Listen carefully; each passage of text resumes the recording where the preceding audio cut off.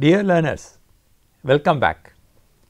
That we have already completed class and object in Python, we are comfortable with the principles like abstraction and encapsulation in object oriented programming. Let us now dive a little deeper into the feature of encapsulation and identify the need for a special type of methods called the getters and setters. In fact, getters and setters are used in many object oriented programming languages, especially in Java to a large extent, to ensure that the principle of data encapsulation holds.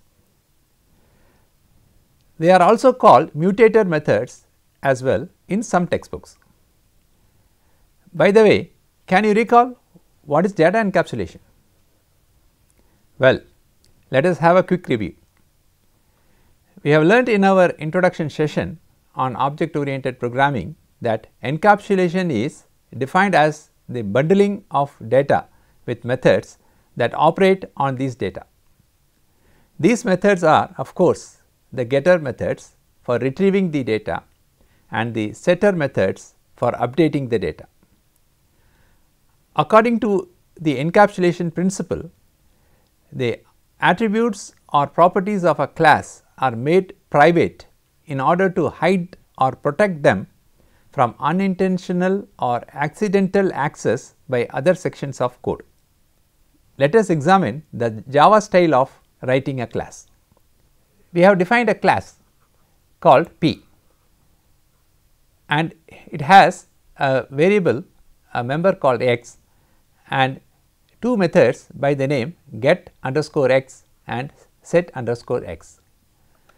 We have already talked about this self object in our previous sessions.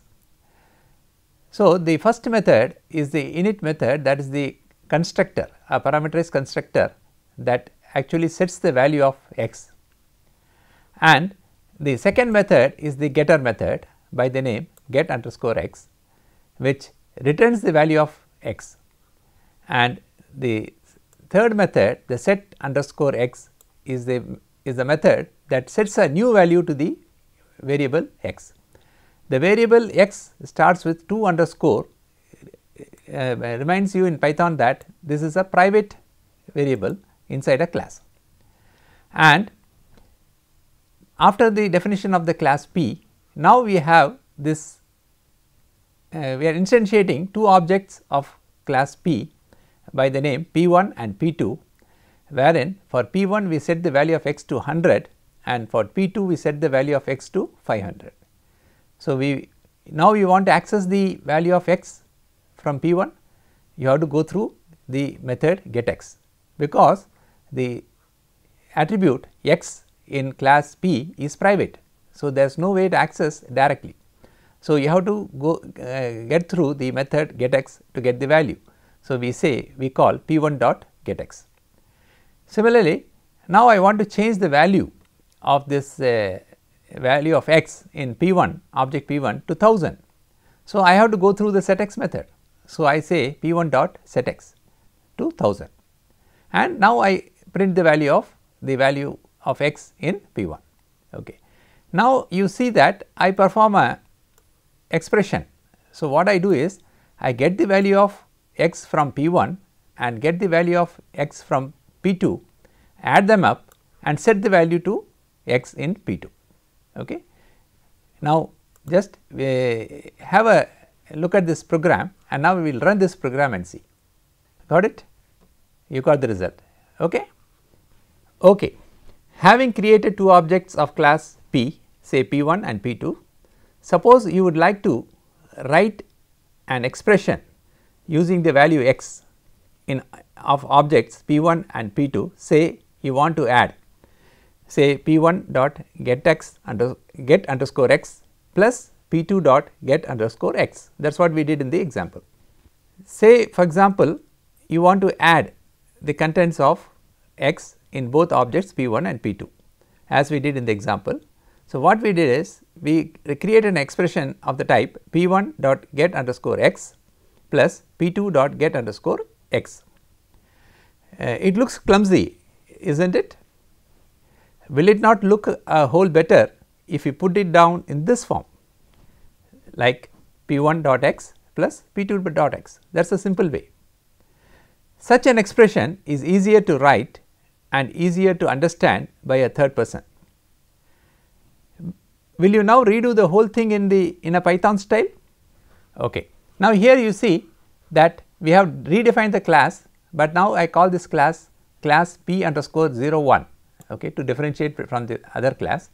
So, it is a very simple class. I just created the class with a parameterized constructor, so which assigns the value of x to the variable. Here x is defined as public. Now, I create two objects p1 and p2, and the value of x in p1 is set to 500, the value of x in p2 is set to 1500.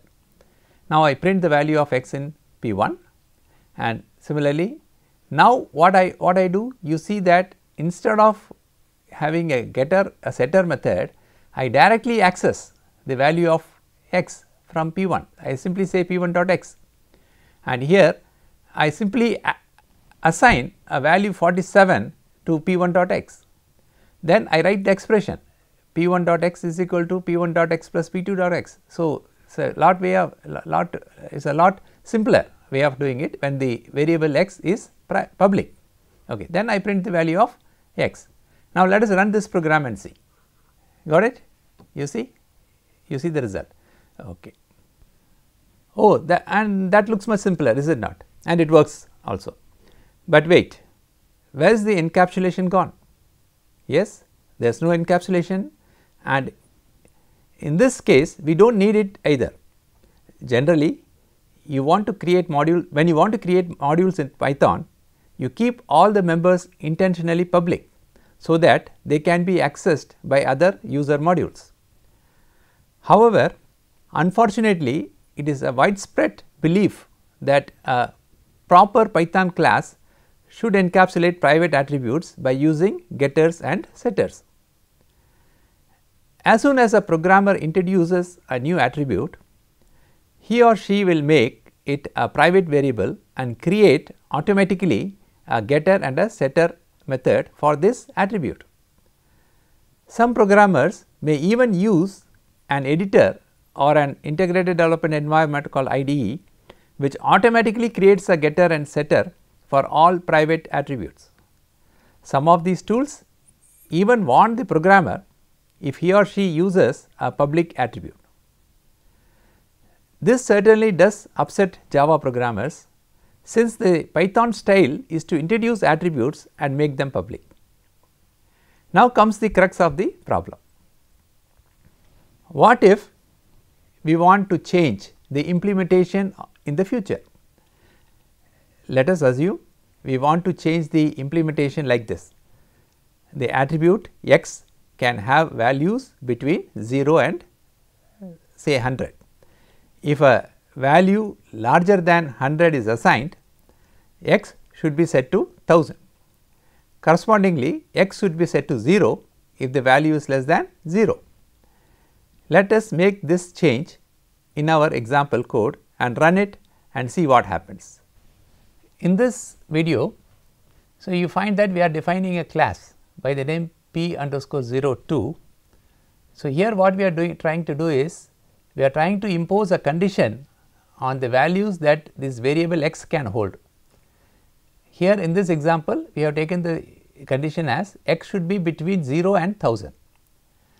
So, if this is implemented in this set function. Okay. So, here is where the getter and setter are useful to us. So, you have the set function. In the set function, what we do, if the value of the x is less than 0, then we set the value of x equal to 0. If the value of x is greater than 1000, then we set the value equal to 1000. Other than that, for any other value between 0 and 1000, the value as it is assigned to the variable x. So, that is what the change we have made in the setter function called set underscore x. And here you come and see that we create an object p1 and here we set the value as 1001. So, what do you expect? we expect a value to be set as 1000 because this value is greater than 1000. And here for the object P2 we set a value 15, 0 and 1000. So, naturally the value 15 will be assigned, and for the object P3 we are assigning a value -1 which is less than 0. So, here the value of x for object P3 will be 0. So, that is what we expect from this code. So, let us run and see. Wonderful, this also works, but wait, there is a catch. Run these statements and check for yourself. Now, we have the same class definition as we have done before. This time I call it P underscore 03. So, this the same code. So, wherein the setter function checks for the value of the variable x. If it is less than 0, assigns 0. If it is greater than 1000, it assigns 1000, otherwise it assigns the value as it is to the private variable x. Now, what we do is, now here you see that we create an object P1, okay, and which is with a value 42. So, naturally the value will be 42, but here you see, since this x is a private variable, okay. So, what we are trying to do here is we are trying to access x, okay, like P1 dot x. So, this is not accessible. So, see this is against the encapsulation principle, okay. So, what do you expect? So, here you cannot access the value of x, just run and see. Got it? See, we have set a value 1000, but here you see the value is not assigned, okay. So, this is the catch. So, what do you infer from this exercise? Our new class breaks the interface. The attribute x is not available anymore. That is why in Java, Java programmers are recommended to use only private attributes with getters and setters, so that the implementation can be changed without having to change the interface. But the good news is Python offers a solution to this problem. It is called the properties. Let me demonstrate it with the same example. In this class we are creating a new class called P underscore 04. Here you see that the first function, that is the init function, that is the constructor, there is no change in that. Then we have the second function called x, okay, which takes an object of itself, that is self, okay, and returns self underscore self dot underscore x, since x is a private variable. Now, in this case x is a private variable. Now, so we have used a decorator. You see this is called the decorator, this at the rate symbol, and we have another decorator here, x dot setter, this is another decorator. So, these two decorators are used in defining properties. So, there is a difference between property and a private variable, that will be made clear in the subsequent example. In this example, as far as the property is concerned, so here we define x as a property, okay. So, this x is a property. So, the setter method now manipulates this property, says if the same code, if x is less than 0, assign x 0 to x, else if x is greater than 1000, assign 1000 to x, or then if x is between 0 and 1000, then assign x as it is to x. So, this is what the code is, but only thing change what we have made here is the property, okay. We have used property instead of private variable. Now, here comes the application. Now, you see that we are creating an object P1 and we are assigning a value 10 to it. So, here we expect an answer 10, and next we assign a value larger value, but this time we are just simply assigning, say we are calling it P1 dot x. We are accessing x as if it is a public member, okay. So, we are saying P1 dot x equal to say 10,000, okay. So, what do you expect here? We expect here as 1000 because the value 10,000 is greater than 1000, okay. But in the previous case you see that this was not possible, okay, since the x was there it was defined as public, and that actually violated the encapsulation principle, right. Now, let us run this program and see. Got it? You see? So, now you see the second line, here we get the value 1000. Okay. So, that means x can be accessed using the dot operator, okay, just like a public member, but x is not a public member, it is a property. Okay. So, the Python way of defining a setter function is the use of property, that is evident from this particular example. Okay. In this example, the lines @property and @x dot setter are called decorators. Even though there are other alternative syntax for defining properties, the use of decorator is the preferred Pythonic way of doing things. Before we conclude this session, let us get our hands dirty on a more realistic application of creating a robot called Chitty, and this robot has a property called mood. The mood of the robot depends upon two internal states. They are called attributes. One is feeling healthy and another one is feeling elated. These two attributes are really internal to the robot and need to be private. The attribute mood, which can be deduced from both feeling healthy and feeling elated, is fit to be deemed to be a property of the robot. The property mood in our example returns the mood of the robot in a descriptive string. The condition depends upon this sum of the values of feeling healthy and feeling elated of the robot. Now, here is the class for creating the robot named Chitty. Now, here you see that this robot has some variables called name, attributes, name of the robot, the year in which it was built, the build underscore year, and you see I have introduced two private variables, feeling healthy and feeling elated. So, these two variables are private, okay, and they cannot be accessed by outside this class, okay, and these are assigned a value of -1 to +1, okay, and here we define a property. Now, you see we define a property called mood. So, the mood is a property, whereas feeling healthy and feeling elated, they are private variables. Now, what is the difference? The difference is here the property mood is deduced from these two private variables, feeling healthy and feeling elated. So, what we do here is we simply sum them, we simply add feeling elated, see feeling elated and feeling healthy, we sum them and we assign it to a variable s, okay. And depending upon the values that of s, for example, if s is less than -1, I say the robot is feeling miserable. If it is between 0 and -1, then it is feeling bad. If it is less than 0.5 but greater than 0, it could be worse. If it is less than 1 but greater than 0.5, it seems to be okay. Else if it is greater than 1, the robot feels very great. So, this is the mood.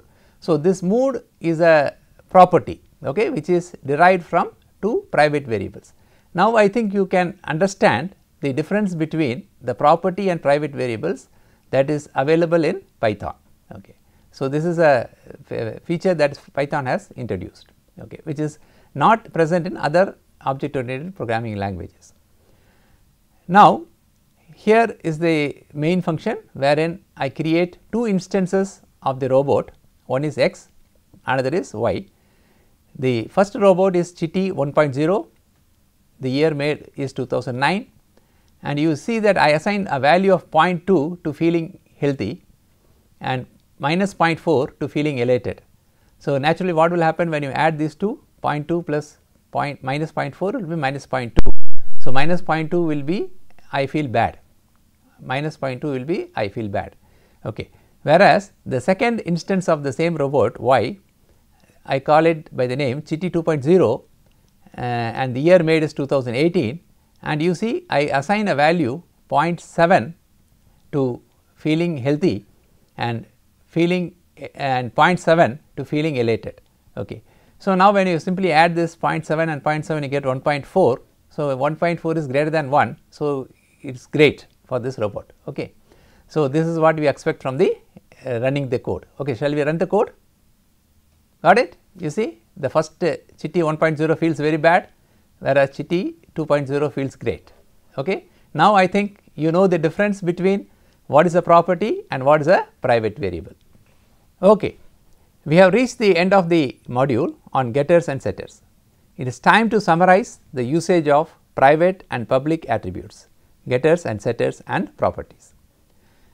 Let us assume that we are designing a new class and we are thinking about an instance or a class attribute, say our attribute, which we need for the design of our class.